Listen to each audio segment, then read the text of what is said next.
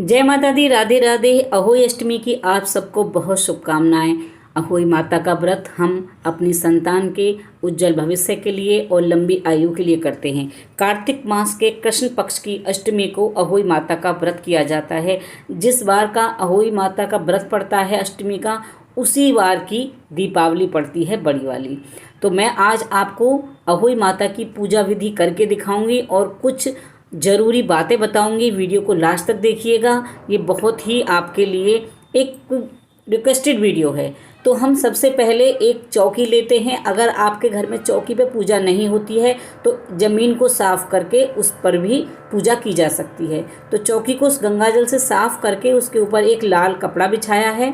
उसके बाद हम अहोई माता की तस्वीर लेंगे, और नहीं तो अहोई माता दीवार पर कैसे बनाई जाती है वो वीडियो हमारे चैनल पर अपलोड है, गेरू से दीवार पर अहोई बनाने की।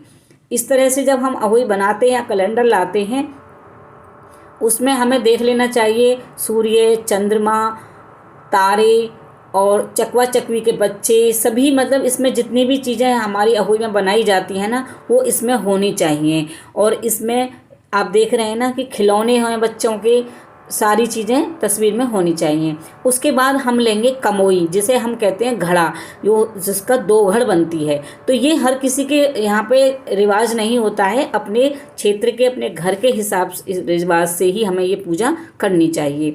तो 2 घड़ में 2 घड़ जो होती है ना, जे घड़ भरी जाती है, उसमें आप चाहें तो दोनों मिट्टी के बर्तन ले लें, और नहीं तो आप एक मिट्टी का ले लें और एक आप कोई भी स्टील का, पीतल का, तांबे का, जो भी लोटा आपके पास है वो ले लें। और करवा ले लें आप, करवा चौथ वाला करवा भी इसमें उपयोग में लाया जा सकता है। तो उसमें अपने रीति रिवाज के हिसाब से ही हमें पूजा करनी चाहिए। मैं पूजा कैसे करती हूँ, मेरे घर में क्या रिवाज है, उसी से मैं आपको वीडियो दे रही हूँ। तो हमने तस्वीर रख ली है। कमोई पर हमने जो लोटा लिया था उस पर हमने मौली बांध दी है और स्वास्तिक बनाया है। उसके बाद हम गेहूँ लेंगे। इस पूजा में गेहूँ और गुड़ का बहुत ही ज़्यादा महत्व बताया गया है। गणेश भगवान की स्थापना करेंगे। गणेश भगवान हर पूजा में सर्वप्रथम पूजनीय होते हैं। और अगर आपकी जो कैलेंडर आपने लिया है उसमें गणेश भगवान बने हुए हैं तो आपको अलग से लेने की ज़रूरत नहीं है। वहीं पर आप जल के छींटे दें। जल के छींटे देने के बाद आप उनको मौली चढ़ाएंगे, पुष्प चढ़ाएंगे और टीका लगाएंगे। हमारे पास जो तस्वीर है अहोई माता की, उनको सबको हम टीका लगाएंगे। सबसे पहले जल के छींटे दे के साफ़ करेंगे। उसके बाद मौली की माला पहना देंगे। मौली को दोनों तरफ चिपका देते हैं। अगर दीवार पे बनाई है तो आटे से चिपका देते हैं। फूल माला है आपके पास तो फूल माला पहना सकते हैं। और जो हमने 2 घड़ लिए थे ना, उनमें हम जल भर के रख देते हैं। मिट्टी वाले बर्तन को नीचे रखते हैं और स्टील का जो या दूसरी जो धातु का लिया है उसे ऊपर। दोनों मिट्टी के हैं तो दोनों, और हमारे यहाँ दोनों में ही जल भरा जाता है। एक के जल को हम जब हम शाम को पूजा करेंगे, तारे को दिखाते हैं ना, जल देते हैं, अर्घ देते हैं तारों को, तो उसको दे देंगे। और जो दूसरी वाला जो बर्तन है मिट्टी का, जो हमारी ये कमोई है, इसको हम भरा रहने देंगे 2 घड़ को। और ये हमारे दिवाली से एक दिन पहले, रूप चतुर्दशी के दिन, बच्चे इससे नहाते हैं। बच्चों को ये जो अपने घर में जितनी भी संतान हमारे होती हैं, बच्चे होते हैं, उनके नहाने के जल में या उनके पीने के जल में, अगर पिए ना तो खाने में इस्तेमाल कर सकते हैं आप। जैसे आटा लगाना है, सब्जी लगानी है उसमें, तो मेरे ये जल बच्चों के लिए होता है। इसको अलग उठा के रख दिया जाता है। जो भी मौसम की सब्जियां होती, फल होते हैं ना, वो हम भगवान को समर्पित करते हैं। जैसे सिंघाड़ा होता है, खीरा, मूली, गाजर, गन्ना, आप इसमें सब मौसम के फल ले सकते हैं। और इसमें ना पुए से पूजा होती है। दूध का कोई भी पकवान नहीं बनाया जाता, जैसे खीर नहीं बनाई जाती है। अगर आप पुए बनाते हैं तो गुड़ और गेहूं के आटे से बनाएं, उसमें भी दूध ना डालें, क्योंकि बहुत से लोग ना दूध डाल के पुए का घोल बनाते हैं, फिर पुए बनाते हैं। तो दूध से कोई भी वस्तु नहीं बनाई जाती है खाने की। और एक साड़ी लेनी है, साड़ी ली है, साड़ी के ऊपर कुछ दक्षिणा रख लें। ये पूजने के बाद अपनी सासू माँ को देनी है। सासू माँ नहीं है तो घर में जो भी बड़ी आपके घर में है, जैसे जेठानी है, ननद हैं, या कोई ब्राह्मण है पंडित मंदिर में, या पड़ोस में कोई ब्राह्मण है, तो आप उनको पैर छूकर दे सकते हैं। हाथ में गेहूँ लेकर हमें कथा सुननी होती है।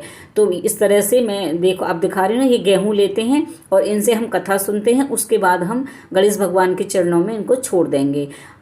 एक घी का दीपक जलाना होता है इसमें, और घी का ही दीपक जलाया जाता है। बहुत से लोग इसमें ना तेल का तेल दिया भी जला देते हैं, लेकिन इसमें देसी घी का ही दिया जलाना चाहिए। और 1 लोटा हम अलग से ले लेते हैं। जब हम कथा सुनेंगे तो वो जल कथा सुनने के बाद हमें सूर्य भगवान को देना है। सूर्य भगवान अगर आपके घर से नहीं दिखाई दे रहे तो पूरब दिशा की तरफ मुख करके आप जल को दे सकते हैं किसी गमले में। और जो हमने कहानी सुनी थी, गेहूँ हाथ में लिए थे, उनको हम अपनी साड़ी के पल्ले में बांध लेंगे। जब हम तारों को जब हम अर्घ देंगे ना, तब ये गेहूँ हम उन पर उसमें अर्घ में डाल देते हैं भगवान तारों को। फिर हम आखत डालेंगे। तो ये आखत ना आप चावल से भी डाल सकते हैं, गेहूँ से भी। तो मैंने गेहूँ रखे थे तो मैं गेहूँ से डाल रही हूँ। इस पूजा में दोनों हाथों से आखत डाली जाती है। तो ये बहुत लोग नहीं जानते हैं कि आखत क्या होती है, तो मैं आपको करके दिखा रही हूँ कि इस तरह से आखत डालनी चाहिए। दोनों हाथों से थोड़े थोड़े ले करके हम भगवान के चरणों में, जो हमारी अहोई माता हैं, गणेश भगवान हैं, जो भी हमारे इसमें देव बने हुए हैं देवता, सबको हम आखत डालते हैं। आखत डालने से घर अपनी संतान से वंश में भरा पूरा रहता है और उनके सब कष्ट दूर होते हैं।